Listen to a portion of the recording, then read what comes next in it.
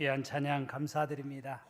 특별히 명절 기간 동안 이렇게 찬양대에 봉사한다는 거 쉽지 않은 일인데 귀한 찬양 감사드립니다.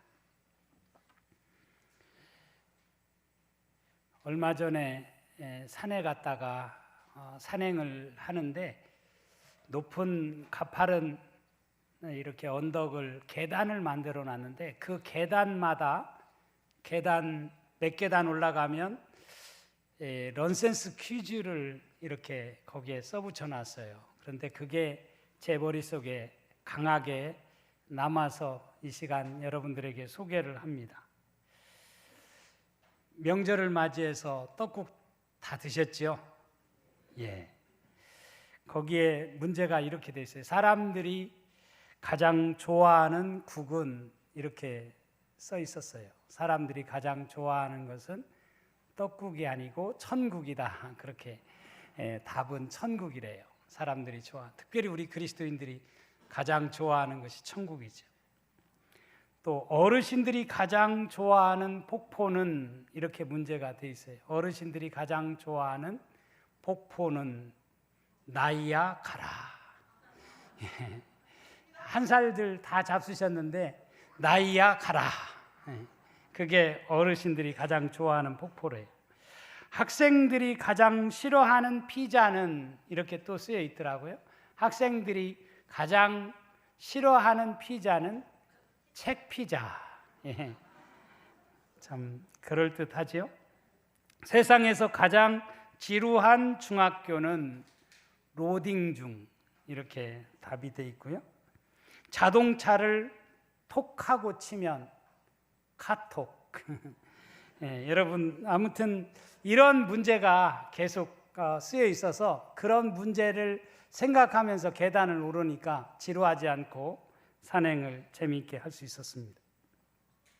사사기를 대변하는 그런 핵심적인 구절을 들라고 하면 오늘 우리가 읽은 17장 6절의 말씀이에요.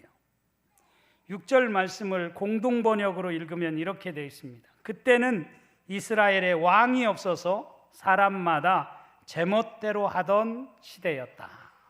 그때에는 이스라엘에 왕이 없어서 사람마다 제멋대로 하던 시대였다. 사사기를 한마디로 표현하고 있는 말씀이다. 그런 생각이 듭니다. 사사기 맨 마지막 장인 21장 맨 마지막 구절인 25절에도 그때의 이스라엘에 왕이 없으므로 사람이 각기 자기의 소견에 옳은 대로 행하였더라. 이렇게 되어 있습니다. 각기 소견에 옳은 대로 행하였더라. 자기 소견에 옳은 대로 행하였다. 사사시대에는 물론 판관이라고도 하죠. 판관이 위기가 처하게 되어지면 사사가 등장해서 그 위기를 이렇게 넘기곤 했습니다. 그렇지만 사사시대를 표현한다면 평상시에는 자기 좋은 대로 자기들이 각자 생각하는 대로 옳은 대로 그냥 행동하던 시대가 바로 사사시대였다라고 하는 것을 사사기는 우리에게 말해주고 있습니다. 사사기는 여러분들이 잘 알다시피 이스라엘이 가나안 땅에 정착해 들어갈 때 초창기 시대를 일컬어서 사사시대다. 왕정이 세워지기 전 시대를 가리켜서 사사시대다. 이렇게 이야기를 합니다. 이스라엘이 어떤 민족이에요? 하나님이 통치하시는 백성이라는 뜻을 가진 말이 이스라엘이라는 말입니다. 그러니까 여기 왕이 없으므로 라고 하는 이 표현은 왕 대신 하나님의 통치를 받아야 할 이스라엘 백성들이 하나님의 통치에서 벗어나서 자기 멋대로, 제멋대로, 자기가 하고 싶은 대로, 자기가 생각하는 대로, 자기가 생각하는 옳은 방향대로 그냥 말하고 행동하는 그런 시대가 바로 사사시대였다라고 하는 것을 보여주고 있습니다. 특별히 오늘 사사기 17장의 말씀을 읽었는데 17장부터 18장까지에 나오는 말씀은 바로 에브라임 지파 출신인 미가라고 하는 가정에서 벌어진 일을 우리에게 말해주고 있습니다. 사실 미가는 사사가 아니에요.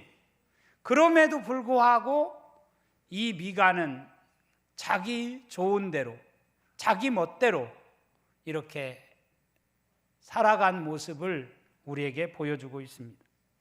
미가라고 하는 이름은 미가 예후라는 말의 줄임말입니다. 이 이름은 누가 여호와와 같으리요 라는 그런 이름의 뜻을 가진 이름입니다. 누가 여호와와 같겠는가?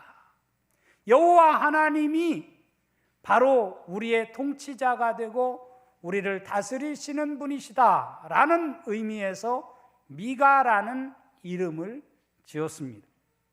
그런데 이런 대단히 종교적인 신앙적인 이름을 가진 미가가 그런 이름에 걸맞는 삶을 살지 않았다라고 하는 사실을 오늘 본문은 우리에게 말해주고 있습니다. 이 시간 저는 미가와 그의 어머니를 보면서 우리에게 주는 교훈이 무엇인가 라고 하는 것을 몇 가지 생각해 보려고 합니다. 첫째, 미가의 가정은 만모니즘이 지배하는 그런 가정이었다라고 하는 사실을 우리에게 잘 보여주고 있습니다. 원래 미가의 어머니는 돈이 많았습니다. 당시에는 돈을 보관할 방법이 없기 때문에 집에 어딘가에 꽁꽁 숨겨두었던 것 같아요. 그런데 어느 날 그 돈 많은 어머니가 숨겨둔 그 돈이 다 없어져 버린 거예요. 그래가지고 아무리 찾아도 없어요. 어머니가 잃어버린 돈이 자그마치 은 1,100이라고 그렇게 말씀을 합니다. 오늘 본문 10절에 보면 당시 제사장에게 주는 봉급이 얼마였느냐? 은 10이었다라고 말씀을 하고 있어요. 은 10과 옷 한 벌이 제사장에게 주는 월급이었어요. 그런데 이 미가의 어머니가 잃어버린 돈이 은 1,100이니까 얼마나 큰 돈을 이 어머니가 가지고 있었고 그것을 잃어버렸는가라고 하는 것을 우리가 알 수가 있지요. 이 어머니는 그 큰 돈을 잃어버리고 몹시 화가 나가지고 그 가져간 사람을 향해서 저주를 퍼붓습니다. 온갖 저주를 퍼부어요.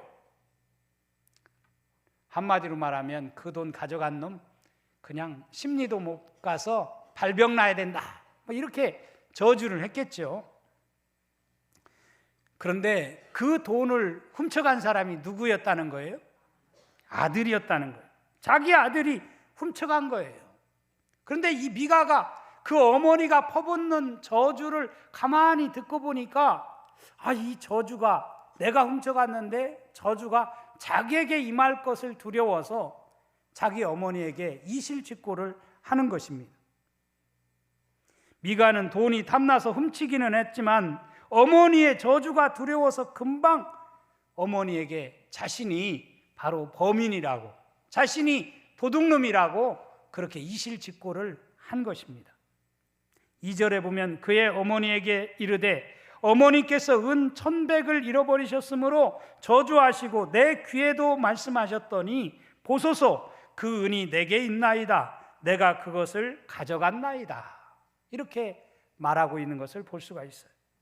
그러니까 아들 미가는 어머니에게 자신의 죄를 고백하고 이제 이실직고를 하면서 용서를 구한 것입니다. 그러자 어머니는 어떻게 합니까?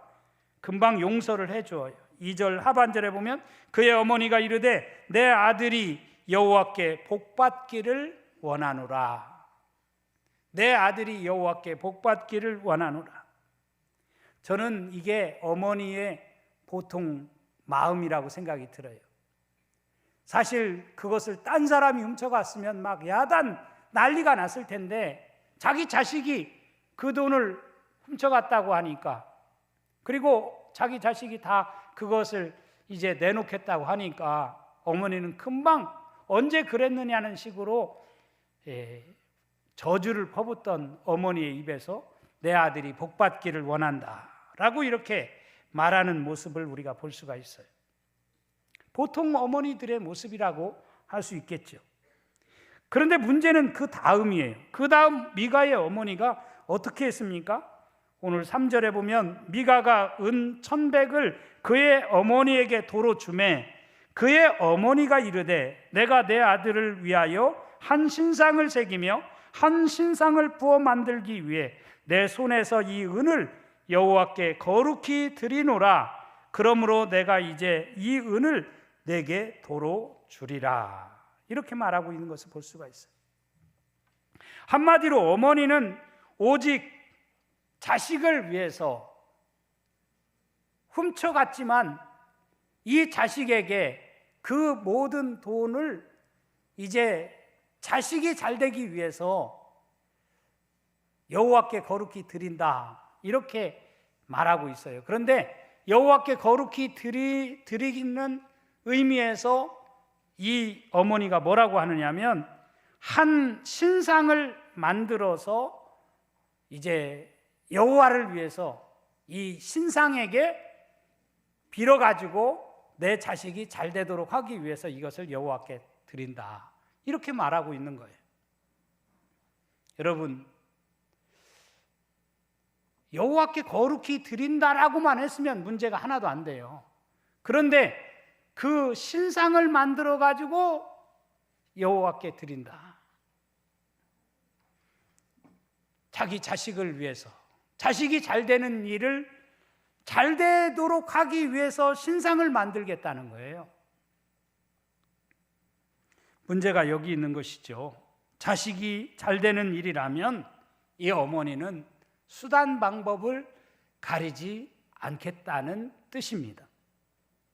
어쩌면 이것이 잘못된 신앙을 형성하는 계기가 된다라고 하는 것을 이 어머니는 깨닫지를 못했다는 말씀입니다.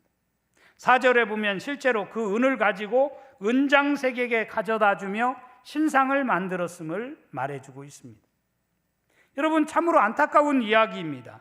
이것은 비단 미가 한 가정에서 일어난 이야기가 아니라 사사시대가 바로 이런 형태의 자기 좋을 대로, 자기가 옳은 대로 행동하는 그런 영적 혼돈과 무질서가 지배하던 시대였다라고 하는 사실을 오늘 이 본문은 말해주고 있는 것입니다. 그러니까 미가의 가정은 만몬이 지배하는 그런 가정이었어요.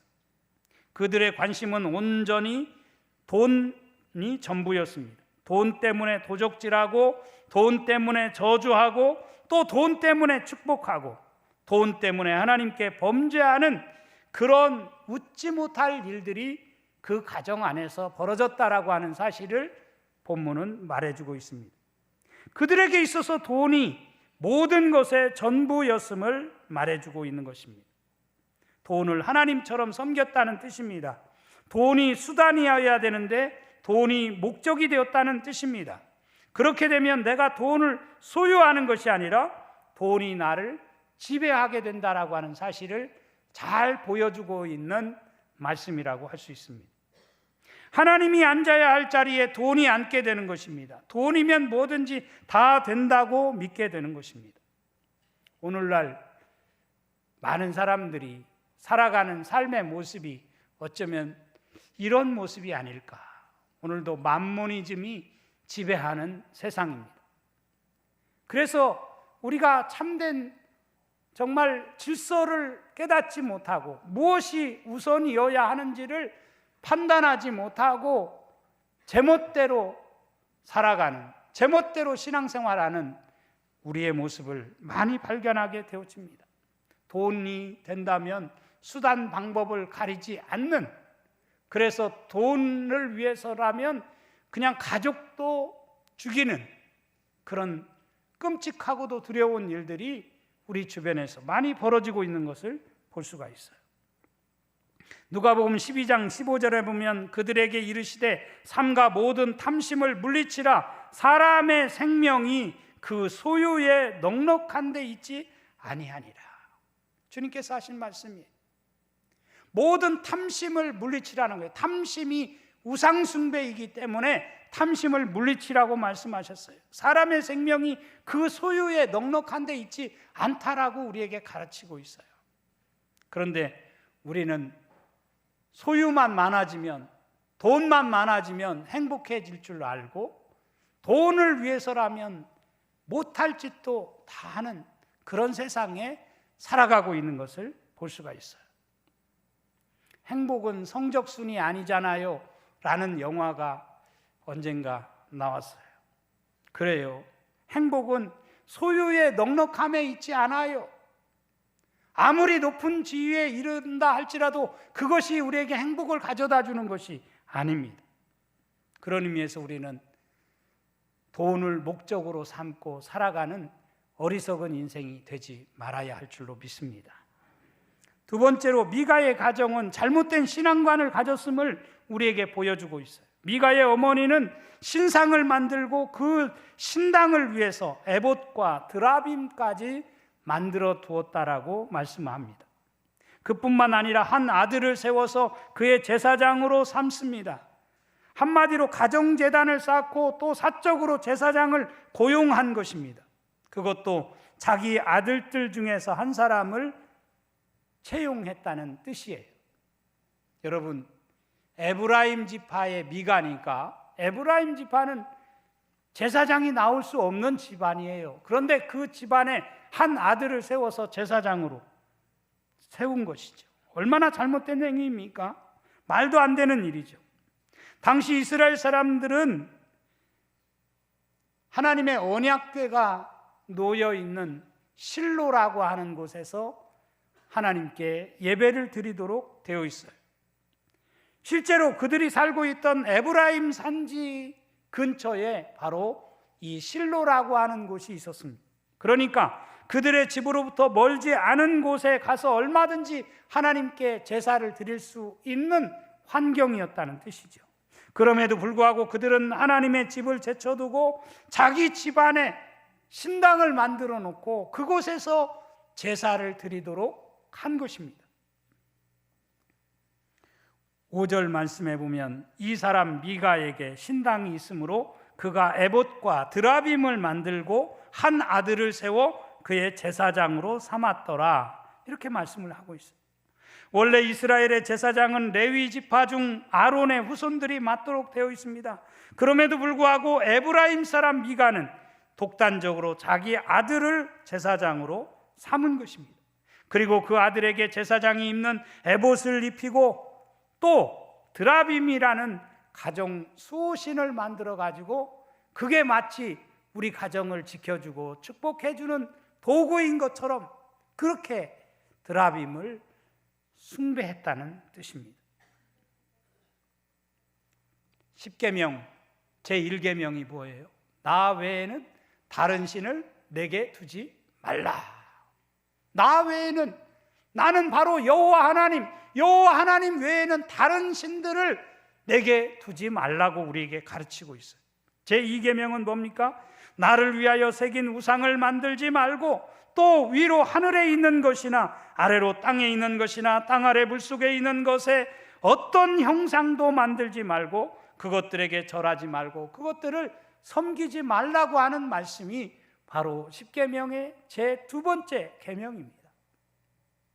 그런데 지금 미가와 그의 가정에서 벌어진 일을 보면 마치 드라빔이 그 가정을 지켜주는 수호신인 것처럼 엉뚱한 것을 섬기고 하나님 대신 다른 것을 숭배하는 그런 일들이 벌어졌다는 뜻입니다.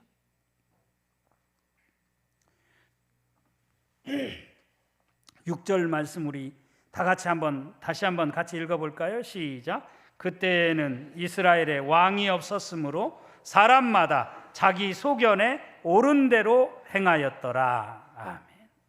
앞에서 제가 말씀드렸어요. 왕이 없었다라고 하는 것은 왕정 체제, 이스라엘에게 왕정 체제, 앞으로 사울로 시작해서 다윗, 솔로몬으로 이어지는 왕정 체제가 아직 시작되지 않았다라고 하는 그런 의미도 있겠지만, 여기에서 왕이 없었다라고 하는 것은 이스라엘이 하나님의 통치를 받는 그런 나라임을 나타내주고 있는 말씀이에요. 그러니까 하나님의 뜻대로 살아야 되는데, 하나님의 뜻대로, 하나님의 다스림대로 살지 아니하고 자기 소견에 옳은 대로 행하는 시대가 바로 이런 당시 이스라엘의 모습이었다라고 하는 것을 우리에게 말해주고 있어요. 오늘날 우리 사회도 보면 이런 잘못된 그런 신앙 안에서 살아가는 우리 주변에 많은 사람들이 있어요. 특별히 이단들이, 사이비들이 우리를 잘못된 길로 이끄는 그런 경우가 참 많은 것을 우리는 보게 됩니다.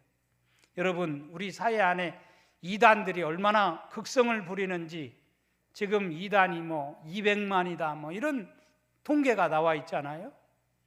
앞으로 2035년이 되면 정상적인 교회보다 이단이 더 많아질 것이다, 크로스될 것이다, 그런 전망도 하는 것을 보았습니다. 아주 심각한 일이에요. 정상적인 교회를 다니는 사람이 어느 날 갑자기 잘못된 신앙에 빠져가지고 이단에 넘어가는 그런 일들을 우리는 많이 보고 있어요. 우리는 명절을 보내면서 우리의 신앙을 다시 한번 돌아볼 수 있기를 원합니다. 과연 우리가 정말 우리 가정은 어떤 신앙관을 가지고 하나님만 섬기면서 살아가고 있는지 우리의 신앙을 되돌아봐야 돼. 더군다나 미가는 자기 집에 신당을 만들어 놓고 아들 중 하나를 제사장으로 세웠다가 그러던 중 레위 출신 청년 하나를 우연치 않게 그 집에 찾아온 청년을 만나게 되지요.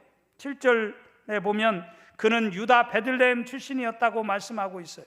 원래 베들레헴은 레위인에게 할당된 성읍이 아닙니다. 그런데 이 레위인이 베들레헴에 어떻게 숨어 들어갔는지 모르지만 그곳에 살다가 베들레헴에서 나와서 이제 여기 에브라임 지파의 땅 미가의 집까지 이제 배회하게 되었어요. 그러다가 우연찮게 이 미가의 집에 이르게 된 것입니다. 그래서 그는 이 미가는 자기 아들 대신에 이 사람을 이제 고용인으로 이제 삼게 되는 것입니다. 10절과 11절에 보면 미가가 그에게 이르되 내가 나와 함께 거주하여 나를 위하여 아버지와 제사장이 되라. 내가 해마다 은 10과 의복 1벌과 먹을 것을 주리라 하므로 그 레위인이 들어갔더라. 그 레위인이 그 사람과 함께 거주하기를 만족하게 생각했으니 이는 그 청년이 미가의 아들 중 하나같이 됨이라. 이렇게 말씀하고 있어요. 여러분, 이게 말이나 되는 일이에요?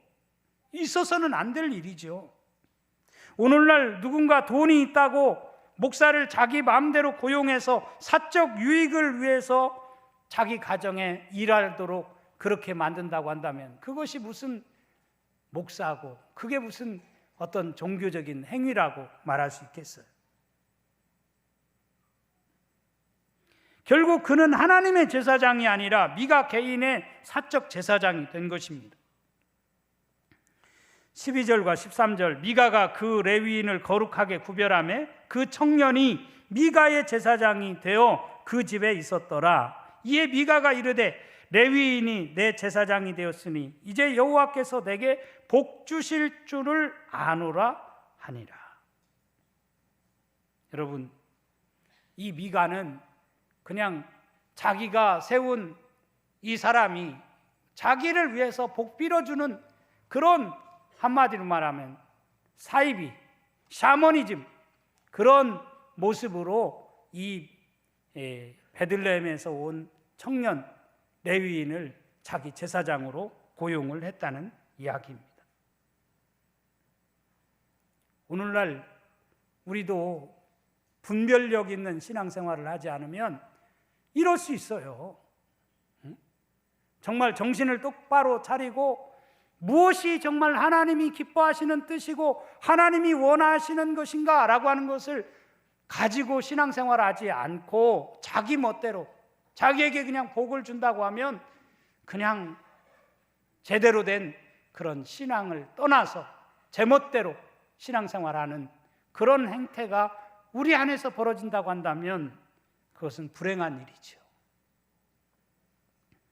오늘 우리는 또 신약성경 고린도전서 14장 40절 말씀을 읽었어요. 거기 보면 모든 것을 품위 있게 하고 질서 있게 하라라는 말씀이 쓰여 있습니다. 고린도 교회는 여러분이 잘 알다시피 매우 혼란한 교회였습니다. 시끄러운 교회였어요. 여러 가지 면에서 질서가 무너지고 혼란한 교회였어요. 특히 저들은 많은 은사를 가졌지만 그 자기가 가진 은사가 최고라고 생각하고 그야말로 자기가 받은 은사만 귀중하게 생각하는 그런 교회가 바로 고린도 교회였습니다. 사도 바울은 이런 고린도 교회에 보내는 첫 번째 편지에서 여러 가지의 말씀을 하는 가운데 특별히 오늘 14장의 말씀을 쭉 읽어보면 방언의 은사와 예언의 은사에 관한 말씀을 하면서 결론적으로 하신 말씀이 바로 오늘 14장 40절 말씀. 모든 것을 품위 있게 하고 질서 있게 하라. 품위라는 말을 사전에서 찾아보니까 그 뜻이 이렇게 되어 있어요. 사회 구성원들이 각각의 지위나 위치에 따라 갖추어야 한다고 생각되는 품성과 교양의 정도가 바로 품위라는 거예요. 영어로는 dignity, grace, grade 뭐 이런 단어를 사용을 합니다. 품위, 이게 참 중요하다는 거예요.